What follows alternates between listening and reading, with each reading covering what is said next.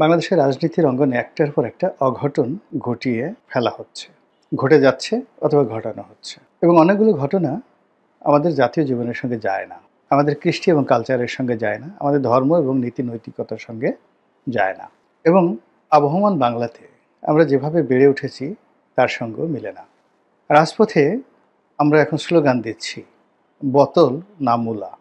এবং সহস্র শিক্ষিত জন, মানে কাগজে কলমে যারা শিক্ষিত, তারা নেচে নেচে বলছেন বোতল না মূলা। আর সেই নৃত্যর সঙ্গে তাল মিলিয়ে কেউ বলছেন মূলা মূলা। আবার বলছেন যে যে কোনো একজন ব্যক্তি, রাজনৈতিক ব্যক্তিত্ব, তার নাম উচ্চারণ করে অমুক না সান্ডা। সবাই বলছে না, সান্ডা, তার চেয়ে সান্ডা ভালো। তো এই জিনিসগুলো বাংলাদেশে যে শুরু হলো, তার সঙ্গে সঙ্গে আবার আরও একটি শব্দ আসছে, কফিলের পোলা। কফিলের পোলা, প্রথমে কাহিনীগুলো বলে নিই। এক নম্বর হলো বোতল না মূলা। এখানে সরকারের একজন উপদেষ্টা, যাকে কিনা doctor Mohammad Yunus master mind হিসেবে পরিচয় করে দিয়েছেন, অতি সম্প্রতি জগন্নাথ বিশ্ববিদ্যালয়ের ছাত্র এবং ছাত্রী এবং শিক্ষকেরা তাদের কিছু দাবি দেওয়া নিয়ে তারা যমুনার সামনে ভিড় করে। এবং এক্ষেত্রে যা হয় সেটা হলো, যমুনাতে ইতিপূর্বে যারাই গিয়েছেন সামনে হৈহুল্লোড় করেছেন, সেটা প্রথম দিকে ধরুন যখন সিস্টেমটা ছিল না, আইন শৃঙ্খলা তখনও রিস্টোর করেনি আগস্ট সেপ্টেম্বর মাস পর্যন্ত, তখন যে ইচ্ছা সে সেখানে যেতে পারতেন এবং যা ইচ্ছে তাই করতে পারতেন।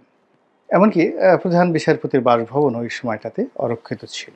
পরবর্তীতে দেখা গেল যে এই বছরের মার্চ এপ্রিল মে থেকে পুরো পরিস্থিতিটা আসলে যখন সরকারের নিয়ন্ত্রণে চলে এলো, তখন সরকারে যা হয়, শেখ হাসিনা, তারপর অতীতে বেগম জিয়ার সরকার, বিএনপি সরকার, এরশাদ সাহেবের সরকার, সবসময়টাতে আসলে গোয়েন্দা বাহিনীর একটা ভূমিকা থাকে, সরকারের অনেকগুলো সাজানো নাটক থাকে, নানা রকম খেলাধুলা থাকে। তো এইরকম এই জমানাতে এগুলো থাকবে, কেন রাষ্ট্রীয় যে বিধি ব্যবস্থা এর বাইরে যাওয়া যায়। তো আমরা দেখতে পেলাম যে সরকারি অর্থায়নে, সরকারি প্রযোজনায় অনেকগুলো নাটক হলো। যমুনার সামনে নাটক হলো, তারপর শাহবাগে সেই নাটক হলো, নাটকের পরে আবার সেই শেষ দৃশ্যে বিরাট কিছু হয়ে গেল এই বাংলাদেশে। তো এগুলো দেখে অনেকেরই আকাঙ্ক্ষা জাগ যে ওরা যদি পারে আমরা কেন পারবো না, আমরা তো সংখ্যায় অনেক অনেক বেশি। অথবা অনেকের একেবারে ন্যায্য দাবি দাওয়া, যেমন জগন্নাথ বিশ্ববিদ্যালয়ের ছেলেমেয়েদের যে ন্যায্য দাবি দেওয়া, সেই দাবি দেওয়া নিয়ে তারা সঙ্গতের কারণে নিজেদের সংখ্যাধিক্যকে তারা অগ্রাধিকার দিয়ে তারা যমুনার সামনে চলে। তো এই যে তাদের যে যমুনার সামনে চলে আসা, এর সঙ্গে সরকারের কোনো আন্ডারহ্যান্ড ডিলিং ছিল না, কোনো সমঝোতা ছিল না, কিংবা কোনো পরিকল্পনা সরকারের ছিল না তাদেরকে নিয়ে। ফলে এই জিনিসটি যখন তারা করলেন, তখন পুলিশ এখানে লাঠিচার্জ করলো, জল কামান ব্যবহার করলো, যা কিনা সাম্প্রতিক সময়ের যে নাটক সিনেমাগুলো হয়েছে যমুনা কেন্দ্রিক, শাহবাগ কেন্দ্রিক, সেই নাটক সিনেমাগুলোর সাথে আসলে এই দৃশ্যের মেলে না। ফলে জগন্নাথ বিশ্ববিদ্যালয়ের ছেলেরা, মেয়েরা, শিক্ষকরা ভীষণ রকম অসম্মানিত বোধ করলেন এবং বিক্ষুব্ধ হয়ে পড়লেন। আমরা যারা ঢাকা শহরে বসবাস করি এবং যারা এই শহরের রাজনীতি, বিশেষ করে ছাত্র রাজনীতির সঙ্গে যারা জড়িত, তারা সবসময় জানে যে আমাদের দেশের রাজনীতির পট পরিবর্তনে ঢাকা বিশ্ববিদ্যালয়ের নেতৃত্ব দিয়েছে, কিন্তু সেখানে স্টিয়ারিংটা সবসময় জগন্নাথের হাতে। এবং টিল নাও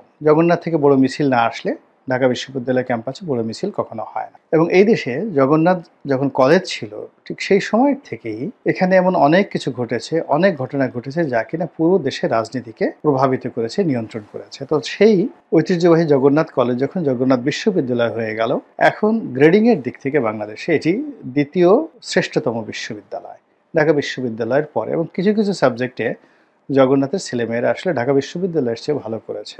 ফলে তাদের একটা অহম আছে, তাদের একটা অধিকার আছে, দাবি আছে। এবং বিগত আন্দোলনে এই জগন্নাথ বিশ্ববিদ্যালয়ের ছেলে মেয়েদের একটা বিরাট ভূমিকা ছিল। আপনারা জানেন যে জগন্নাথ বিশ্ববিদ্যালয়ের ছেলেমেয়েরা এবং তার সঙ্গে সঙ্গে কবি নজরুল কলেজের ছেলেমেয়েরা এবং ওই অঞ্চলে আরও যে সকল প্রাইভেট বিশ্ববিদ্যালয় ছিল, সেখানে পুরনো ঢাকা কেন্দ্রিক তারা যে দুর্ভেদ্য একটা দেয়াল তৈরি করে ফেলেছিল, সেই তুলনায় কিন্তু ঢাকা বিশ্ববিদ্যালয়, শাহবাগ কেন্দ্রিক, রাজু ভাস্কর্য কেন্দ্রিক, শহীদ মিনার কেন্দ্রিক যে আন্দোলনটা, এটা সরকার একটা নিরাপত্তার চাদরে ঢেকে দিতে পেরেছিল, যেটা পুরনো ঢাকা কেন্দ্রিক জগন্নাথ কলেজে সেটা পারেনি, বা জগন্নাথ বিশ্ববিদ্যালয় এলাকাতে সেটা সরকার পারেনি। তো তাদের যে দাবি দেওয়া বা চাওয়া অত্যন্ত যৌক্তিক, এবং এখানে সরকারের প্রতি তারা অধিকার প্রয়োগ করবেন। কিন্তু সেখানে যখন তারা দেখা গেল যে লাঠিচার্জের শিকার হলেন, অপমানের শিকার হলেন, কটূক্তির শিকার হলেন এবং অসম্মানজনক কথাবার্তা বলা হলো সরকারের পক্ষ থেকে, তখন ছাত্ররা বিক্ষুব্ধ হয়ে উঠলেন এবং এই বিক্ষুব্ধের এক পর্যায়ে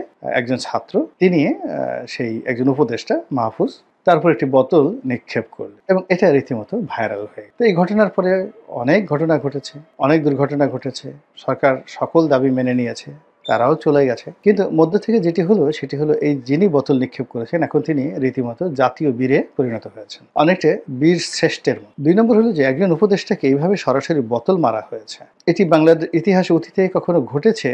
বারবার এর চেয়ে কঠিন জিনিস ঘটেছে। যেমন দেখা গেল ঢাকা বিশ্ববিদ্যালয়ে গিয়ে শহীদ প্রেসিডেন্ট জিয়াউর রহমান লাঞ্ছিত হয়েছিলেন, কিন্তু তখন এই দৃশ্যগুলো এভাবে ইন্টারনেটে ছড়িয়ে পড়ে একটা ভাইরাল পরিস্থিতির সৃষ্টি করবে এরকম অবস্থা ছিল না। কিংবা এরশাদ সাহেব বহুবার অপমানিত হয়েছেন ঢাকা বিশ্ববিদ্যালয়ে, গোলাম আজম সাহেব না ঠিক মতিউর রহমান নিজামী সাহেব লাঞ্ছিত হয়েছিলেন ঢাকা বিশ্ববিদ্যালয় ক্যাম্পাসে, গোলাম আজম সাহেব লাঞ্ছিত হয়েছিলেন বাইতুল মোকাররম মসজিদের সামনে উত্তর গেটে।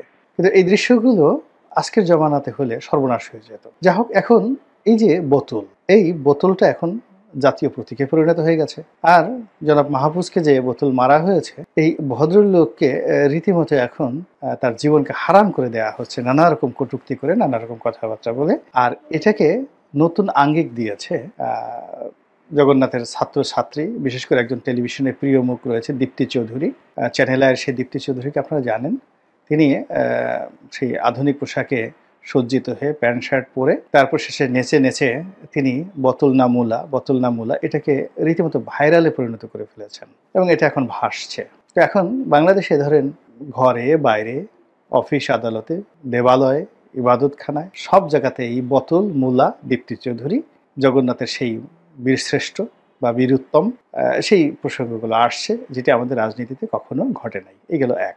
2 নম্বর হলো যে সান্ডা কফিলের ছেলে। সঙ্গত কারণ এখানে যেটি হচ্ছে, মিস্টার মাহফুজকে নিয়ে নানা রকম ব্যঙ্গ কার্টুন তৈরি করা হচ্ছে।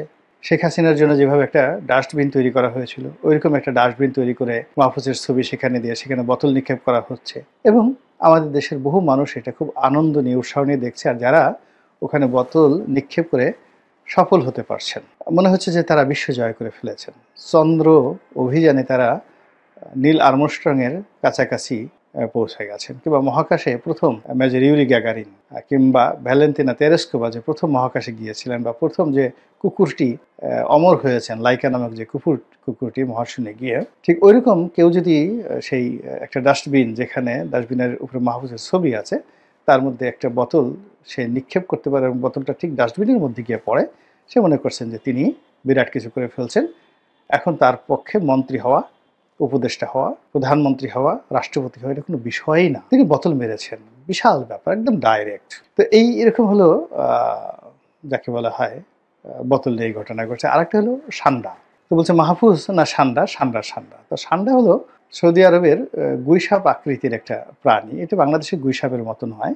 এটাকে সৌদি আরবের যারা লোকজন তারা খায়, লালন পালন করে, খামারে পালিত, দেখতে বিকট, বিশ্রী। আমাদের গুইসাপের তো একটা সৌন্দর্য আছে, কিন্তু সৌদি আরবের যে সান্ডাগুলো, এগুলো দেখলে মেজাজ গরম হয়ে যায়। এগুলো যখন হা করে, এর মুখের ভিতরে লাল, জিহ্বাটা মানে বিকৃত এবং লেজটা কুমুরের মতো, পেটটা একেবারে যাকে বলে কি বলবো, গোপাল ভাঁড়ের মতো একটা পেট। তো এইরকম একটা প্রাণী সান্ডা। তো সেই সান্ডা অতি সম্প্রতি বাংলাদেশে ভাইরাল হয়েছে, যে সৌদি প্রবাসী এক ভদ্রলোক তিনি একটা ভিডিও দিয়েছেন যে দেখুন, মানে তিনি যার অধীনে চাকরি করেন সেখানে, তো ওই দেশে যেটা হয়, যার অধীনে চাকরি করা হয় তাকে কফিল বলা হয়। তো সেই কফিলকে তারা মালিক মনে করে, মাস্টার মনে করে, মাওলানা মনে করে, সবকিছু সেই কফিলের ইচ্ছা মতোই তাকে সবকিছু করতে হয়। তো সেই কফিলকে তারা মাথায় করে রাখেন।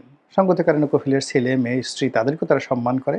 তো এরকম কফিলের এক ছেলে, সে সান্ডার, তার একটা খামার আছে, সান্ডা সে পোষে। তো ওইরকম একটা সান্ডা কে নিয়ে একটা ছোট রিল তৈরি করে সেই সৌদি প্রবাসী যে ভাই, তিনি বলেছেন দেখুন আমাদের কফিলের ছেলে, তার যে সান্ডাটাকে দেখুন, এরকম একটা। এখন সেই সান্ডাকে এনে তার সঙ্গে মাহফুজের তুলনা করা হচ্ছে এবং বলা হচ্ছে আপনি কি চান, সান্ডা চান না মাহফুজ চান? সে বলছে মাহফুজ চাই না। স্লোগানে বলা হচ্ছে আমরা সান্ডা চাই। বোঝার চেষ্টা করেন যে আমাদের রুচি, আমাদের আভিজাত্য, আমাদের চিন্তা চেতনার লেভেলটা কোন পর্যায়ে চলে গেছে, যে আমরা আশরাফুল মাখলুকাত একজন মানুষকে সান্ডার সঙ্গে তুলনা করছি। 1 2 নম্বর হলো সান্ডাকে মানুষের চেয়ে শ্রেষ্ঠতর মনে করছি, এবং আমাকে যদি অপশন দেয়া হয় যে আপনি কোনটা নেবেন, সেটি হলো তারা মানুষের পরিবর্তে ষান্ডাকে নিতে চাচ্ছে, এরকম একটা অবস্থা। তো যা হোক, এই যে অবস্থা চলছে, এটা এক ধরনের এটাকে কি বলবো, এক ধরনের বিবর্তন। নেতিবাচক কিছুই বললাম না, শুধু বললাম এক ধরনের বিবর্তন, এবং সেই বিবর্তনটা ভালো নয়, কোনো অবস্থাতেই ভালো নয়। এরপরে যেটি হচ্ছে সেটি হলো কফিলের ছেলে। এখন জনাব মাহফুজ তিনি সরকারের অত্যন্ত গুরুত্বপূর্ণ একজন ব্যক্তি। তো তার বিকৃত ছবি এঁকে তারপরে তাকে কফিলের ছেলে, ষান্ডার মালিক সেই প্রমাণ করার জন্য যা কিছু হচ্ছে এবং যেভাবে মাঠ গরম করছে, এবং এগুলো ক্রমশ যেভাবে ভাইরাস আকারে সারা বাংলাদেশে ছড়িয়ে পড়ছে, তাতে করে আমাদের মন এবং মস্তিষ্কে এগুলো কিন্তু একটা বিরূপ এবং বিরক্তিকর পরিস্থিতি তৈরি করে ফেলছে। বোঝার চেষ্টা করুন যে হিউম্যান সাইকোলজি, এখানে আপনি ইতিবাচক জিনিসগুলো যত ঢোকাবেন আপনার সফটওয়্যার সেভাবে ডেভেলপ হবে।